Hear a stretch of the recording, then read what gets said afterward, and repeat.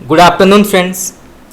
तो जैसे कि आप सब जानते हैं कि हिंदी साहित्य के इतिहास का हमारा जो 2000 प्रश्नोत्तर सीरीज चल रहा है उसका अब तक जो है हमने 18 क्लास कंप्लीट कर दिया है। 1800 हिंदी साहित्य के जो प्रश्नोत्तर हैं अब तक हमने डिस्कस कर लिया है। आज क्लास नंबर 19 की शुरुआत होने जा रही है और आज भी जो है हम 100 महत्वपूर्ण हिंदी साहित्य के प्रश्नोत्तर डिस्कस करेंगे। और इससे पहले हमने विभिन्न प्रकार के जो कॉम्पिटिटिव परीक्षाएं हैं KVS, NVS, DSSB और भी जो विभिन्न प्रकार के TGT और PGT परीक्षाएं हैं उनसे जुड़े प्रश्नोत्तर हम डिस्कस कर चुके हैं। और उससे भी पहले हमने आदिकाल से लेकर आधुनिक काल, हिंदी भाषा और हिंदी साहित्य के प्रमुख काल विभाजन और नामकरण से जुड़े वन लाइनर क्वेश्चन सीरीज भी हम डिस्कस कर चुके हैं, तो आप जाके देख सकते हैं। तो चलिए शुरू करते हैं आज का क्लास। पहला सवाल, चरित काव्य किस छंद में अधिक लिखे गए हैं? बहुत ही महत्वपूर्ण प्रश्न है, कई बार परीक्षा में पूछा गया है। तो चरित काव्य किस छंद में अधिक लिखे गए हैं? तो इसका सही उत्तर होगा आपका दोहा चौपाई। तो चरित काव्य जो है ये दोहा चौपाई छंद में अधिक लिखे गए हैं, तो आप इसको नोट कर सकते हैं, परीक्षा में पूछा जा सकता है। चलिए आगे बढ़ते हैं। सचेतन कहानी का प्रवर्तन कब और किसने किया था?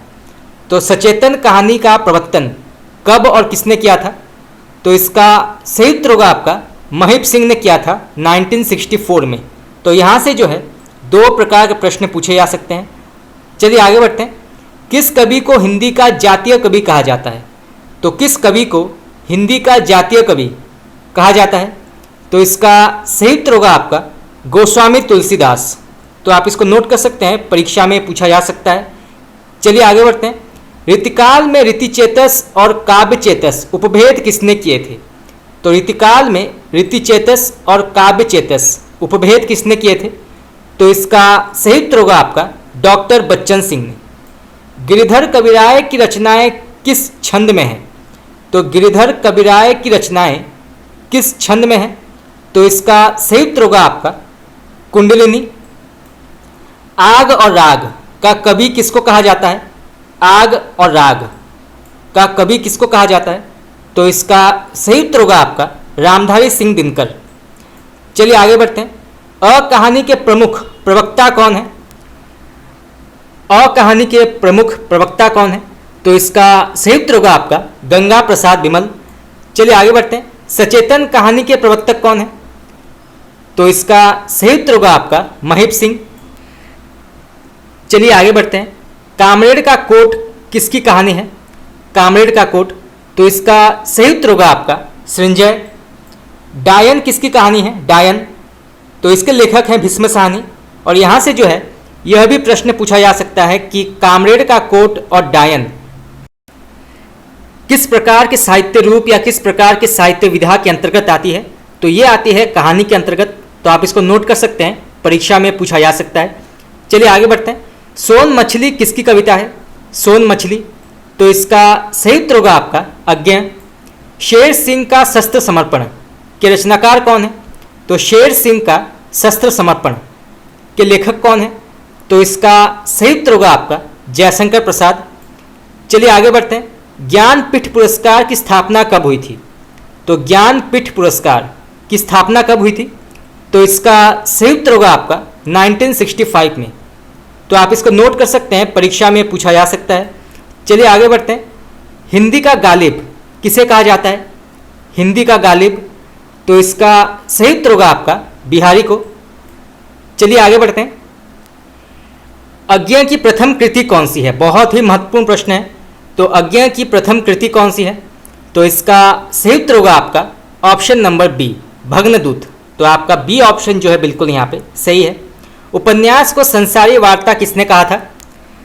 तो उपन्यास को संसारी वार्ता किसने कहा था? तो इसका सही उत्तर होगा आपका ऑप्शन नंबर सी, श्रीनिवास दास। तो आपका सी ऑप्शन जो है बिल्कुल यहाँ पे सही है। चलिए आगे बढ़ते हैं। अब अली रही गुलाब में अपत कटीली डार में, इसमें कौन सा अलंकार है? तो इसका सही उत्तर होगा आपका ऑप्शन नंबर सी, अनुयोक्ति। तो आपका सी ऑप्शन जो है बिल्कुल यहाँ पे सही है। चलिए आगे बढ़ते हैं। प्रिय प्रवास की विशेषता क्या नहीं है? तो इनमें से प्रिय प्रवास की विशेषता क्या नहीं है? तो इसका सही उत्तर होगा आपका ऑप्शन नंबर सी खंड काव्य। तो आपका सी ऑप्शन जो है बिल्कुल यहाँ पे गलत है। प्रिय प्रवास जो है ये महाकाव्य के अंतर्गत आता है, ना कि खंड काव्य के।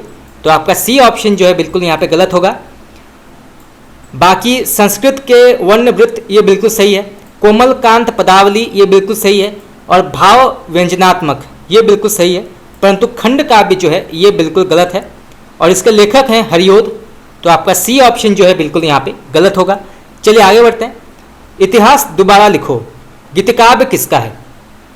तो इतिहास दोबारा लिखो गीतिकाव्य किसका है? तो इसका सही उत्तर होगा आपका ऑप्शन नंबर डी रमेश रंजक। तो आपका डी ऑप्शन जो है बिल्कुल यहाँ पे सही है और ये जो है गीतिकाव्य के अंतर्गत आता है। तो आप इसको नोट कर सकते हैं, परीक्षा में पूछा जा सकता है।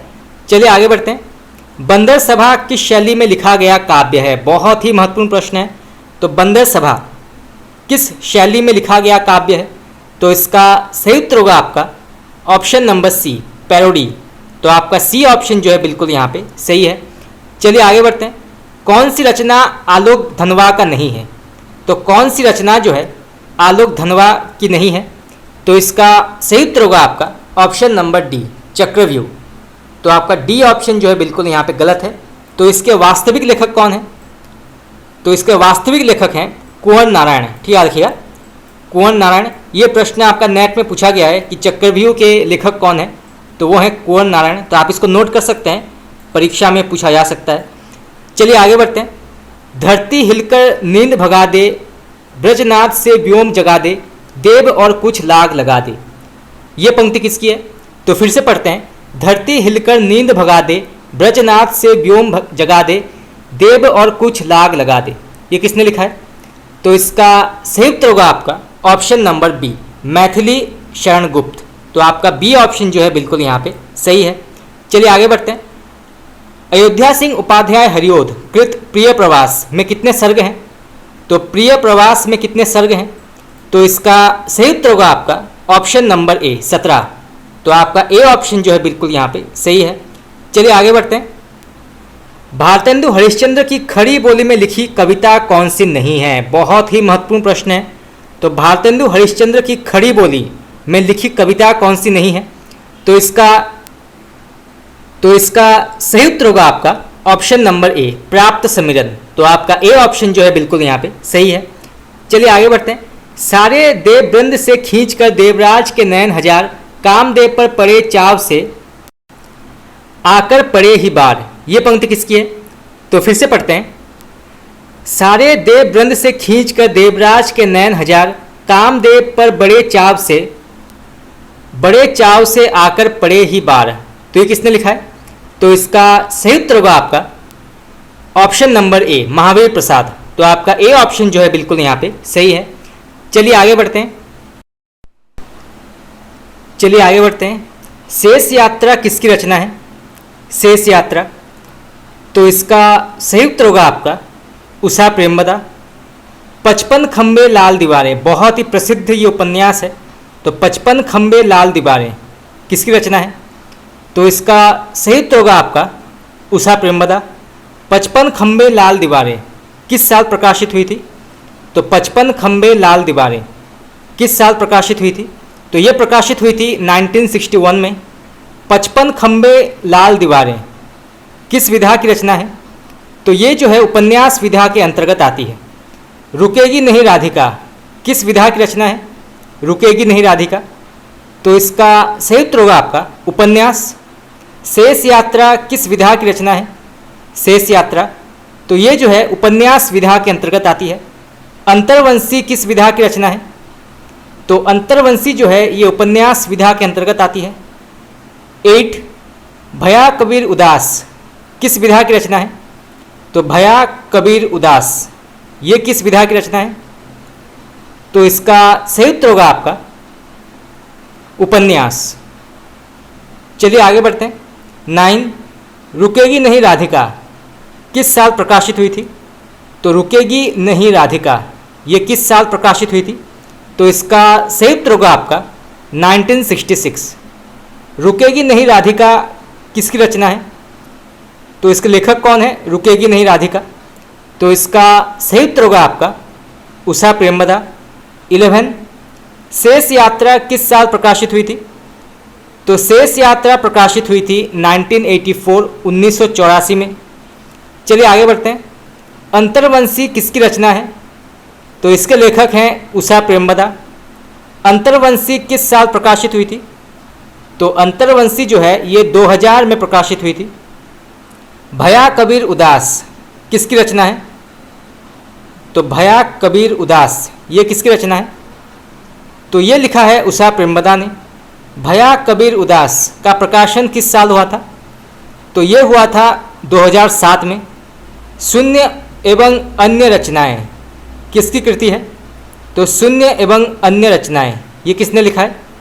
तो ये लिखा है उषा प्रेमवदा ने। चलिए आगे बढ़ते हैं। फिर बसंत आया किस विधा की रचना है? फिर बसंत आया तो इसका सही उत्तर होगा आपका कहानी। ये जो है कहानी विधा के अंतर्गत आती है। 18 फिर बसंत आया किस साल प्रकाशित हुई थी? तो फिर बसंत आया जो है ये किस साल प्रकाशित हुई थी? तो ये हुई थी 1961 में। जिंदगी और गुलाब के जल किसकी रचना है? जिंदगी और गुलाब के जल ये किसकी रचना है? तो ये लिखा है उषा प्रेमवदा ने। 20 जिंदगी और गुलाब के फूल किस विधा की रचना है? तो जिंदगी और गुलाब के फूल ये जो है कहानी विधा के अंतर्गत आती है। चलिए आगे बढ़ते हैं। जिंदगी और गुलाब के फूल किस साल प्रकाशित हुई थी? तो ये प्रकाशित हुई थी 1961 में। आप इसको नोट कर सकते हैं, परीक्षा में पूछा जा सकता है ये। चलिए आगे बढ़ते हैं। एक कोई दूसरा किसकी रचना है? तो एक कोई दूसरा इसके लेखक कौन है? तो ये लिखा है उषा प्रेमवदा ने। एक कोई दूसरा किस साल प्रकाशित हुई थी? तो एक कोई दूसरा ये कब प्रकाशित हुई थी? तो ये प्रकाशित हुई थी 1966 में। Question number 24। चलिए आगे बढ़ते हैं। एक कोई दूसरा किस विधा की रचना है? तो एक कोई दूसरा ये किस विधा की रचना है? तो इसका सही उत्तर होगा आपका ये जो है कहानी विधा के अंतर्गत आती है। तो आप इसको नोट कर सकते हैं, परीक्षा में पूछा जा सकता है। चलिए आगे बढ़ते हैं। कितना बड़ा झूठ ये किसकी रचना है? कितना बड़ा झूठ तो इसके लेखक हैं उषा प्रेमवदा। शेष यात्रा की नायिका का नाम क्या है? तो शेष यात्रा की नायिका का नाम क्या है? तो उसका नाम है अनु। 27 शेष यात्रा की नायिका अनु का पूरा नाम क्या है? तो शेष यात्रा की नायिका अनु का पूरा नाम क्या है? तो इसका सही उत्तर होगा आपका अनु का। शेष यात्रा का नायक कौन है? तो शेष यात्रा का नायक कौन है? तो इसका सही उत्तर होगा आपका प्रणब कुमार। 29 शेष यात्रा का नायक कहाँ काम करता है? तो शेष यात्रा का नायक कहाँ काम करता है? तो वो काम करता है विलायत में। अनु की सहेली का क्या नाम है? तो शेष यात्रा में अनु की सहेली का क्या नाम है? तो उसका नाम है दिव्या। याद रखिएगा दिव्या। दिव्या के भाई का नाम क्या है? तो दिव्या के भाई का नाम क्या है? तो उसके भाई का नाम है दीपांकर। दिव्या किसकी बेटी है? तो दिव्या किसकी बेटी है? तो इसका सही उत्तर होगा आपका जस्टिस चौधरी। अनु के मरे हुए मौसेरे भाई का नाम क्या है? तो अनु के मरे हुए मौसेरे भाई का नाम क्या है शेष यात्रा में? तो इसका सही उत्तर होगा आपका नवीन। दिव्या का घर कहाँ था? तो दिव्या का घर था टैगोर टाउन में। टैगोर टाउन।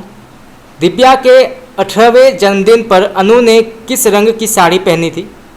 तो उसका सही उत्तर होगा आपका हरी रंग की। चलिए आगे बढ़ते हैं। प्रणब की माँ को किस नाम से बुलाया जाता है?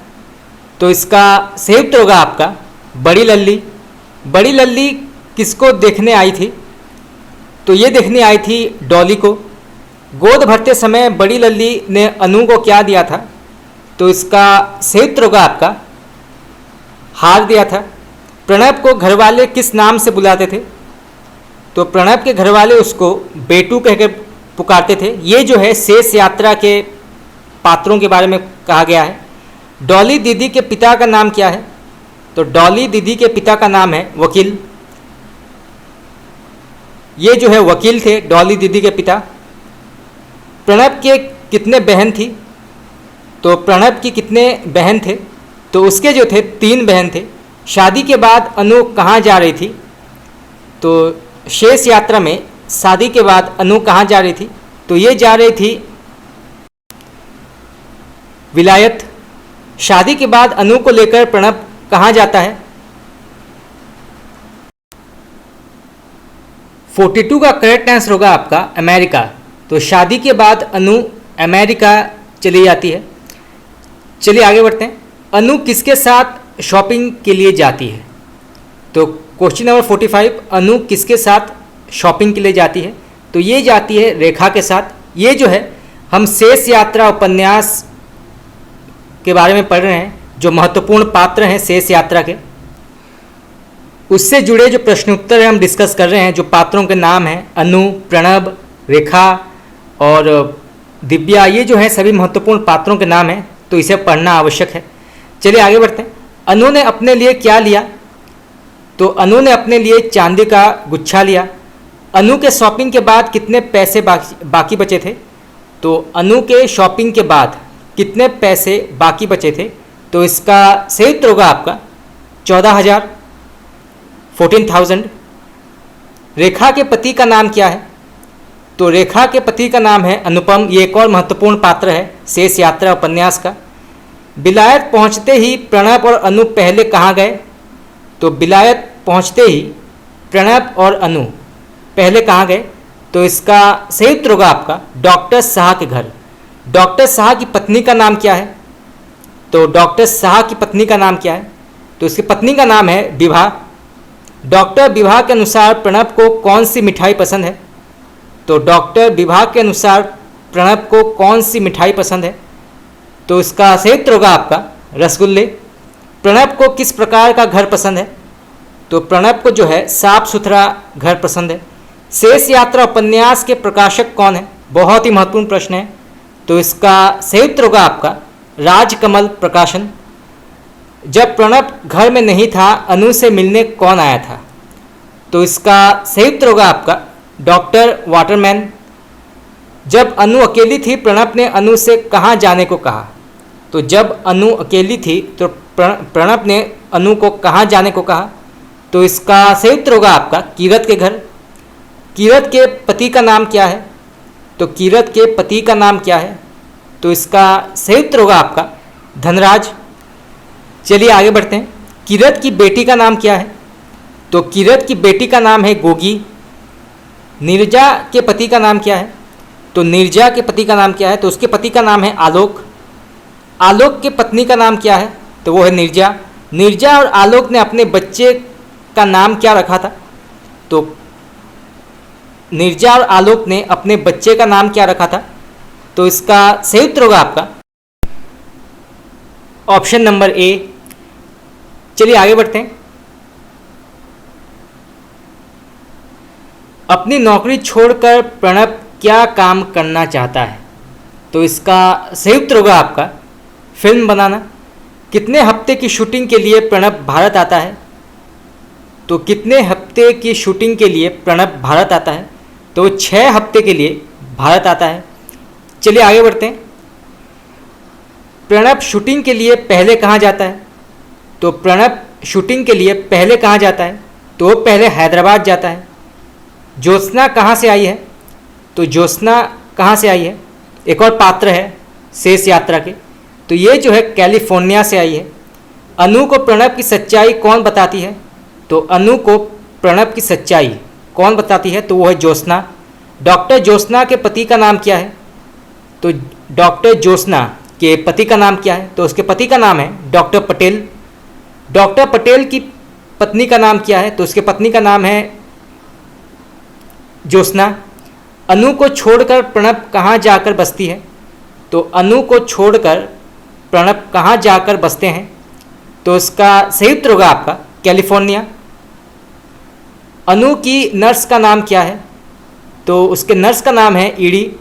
अस्पताल में अनु को देखने के लिए कौन आता है? तो अस्पताल में अनु को देखने के लिए कौन आता है? तो वो है डॉक्टर गुडमैन। अस्पताल में अनु को कौन समझाने की कोशिश करता है? तो अस्पताल में अनु को कौन समझाने की कोशिश करता है? तो इसका सही उत्तर होगा आपका डॉक्टर गुडमैन। मानसिक अस्पताल में अनु को लेने कौन आता है? तो मानसिक अस्पताल में अनु को लेने के लिए कौन आता है? तो इसका सही उत्तर होगा आपका डॉक्टर शाह। ये सभी जो हैं बहुत ही प्रसिद्ध पात्र हैं युद्ध यात्रा उपन्यास के, और इनसे जुड़े प्रश्न जो है पूछे जाते हैं, जैसे अनु किस उपन्यास के पात्र है, या doctor Shah, doctor Goodman, Jyotsna, ये सभी जो हैं किस उपन्यास के पात्र हैं, तो इसे जानना आवश्यक है। अनु अस्पताल छोड़कर कहाँ जाती है? 74। तो अनु अस्पताल छोड़कर कहाँ जाती है? तो वो जाती है दिव्या के यहाँ। दिव्या के पति का नाम क्या है? तो दिव्या के पति का नाम है जयंत। जयंत के पत्नी का नाम क्या है? तो जयंत के पत्नी का नाम है दिव्या।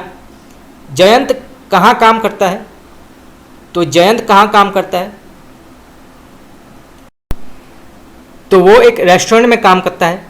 दिव्या क्या काम करती है? तो दिव्या जो है वो पढ़ाई करती है, वो किसी प्रकार का कोई काम नहीं करती, वो पढ़ाई करती है। दिव्या शाम को क्या काम करती है? तो वो वेट्रेस है, वेट्रेस का काम करती है। जयंत को किसने ट्रेन किया था? इसको बाद में करेंगे। प्रणब ने घर कितने में खरीदा था? तो प्रणब ने घर 90,000 में खरीदा था। प्रणब का घर कितने में बिक रहा है? तो प्रणब का घर 1.25 लाख में बिक रहा है। प्रणब ने अनु को कितने पैसे दिए? तो प्रणब ने अनु को 25,000 रुपये दिए। अनु पैसे से क्या करना चाहती है? तो वो बुटीक खोलना चाहती है। तलाक के बाद अनु क्या करती है? तो वो डॉक्टरी पढ़ती है। पढ़ाई खत्म होने के बाद अनु कहाँ काम करती है? तो वो मैसाचुसेट्स जनरल अस्पताल में काम करती है। अमेरिका में एक स्टेट है, वहाँ पे जनरल हॉस्पिटल में काम करती है। अहमद की बीवी का नाम क्या है? तो वो है आसमा। नमीना के पति का नाम क्या है? जनार्दन। नमिता के पति का नाम है जनार्दन। जनार्दन कौन था? तो यहाँ पे उत्तर नहीं दिया गया है, तो मैं आपको बाद में बता दूंगा। तलाक के बाद प्रणब कहाँ रहने लगता है? तो वो कनाडा में रहने लगता है, कनाडा में। अनु अपनी बेटी को किस नाम से बुलाती है? तो वो गुड़िया के नाम से बुलाती है। दीपंकर कहाँ का रहने वाला है? तो वो लखनऊ का रहने वाला है। नीलेश रघुवंशी का जन्म किस साल हुआ था? तो नीलेश रघुवंशी का जन्म जो है वो 1969 में हुआ था। अनु और दीपांकर की शादी जो है किस बार में रखी गई थी? तो किस दिन जो है अनु और दीपांकर की शादी रखी गई थी? तो इसका सही उत्तर होगा आपका बृहस्पतिवार, यानी बुधवार को रखा गया था अनु और दीपांकर की शादी का समय। तो फ्रेंड्स, आज के लिए इतना ही। आज हमने जो है शेष यात्रा से जुड़े जो महत्वपूर्ण प्रश्न उत्तर हैं, पात्रों के नाम, वो भी हमने पढ़े, और भी जो महत्वपूर्ण प्रश्न उत्तर हैं आज हमने डिस्कस किए। और इसी के साथ जो है हमारा आज का क्लास यहाँ पे समाप्त हुआ। और अभी तक जो है हमने 1900 प्रश्न उत्तर अब तक हमने डिस्कस कर लिया है। तो आज के लिए इतना ही। आप लोगों को कैसा लगा क्लास, आप मुझे बता सकते हैं कमेंट करके। आपका बहुत बहुत धन्यवाद।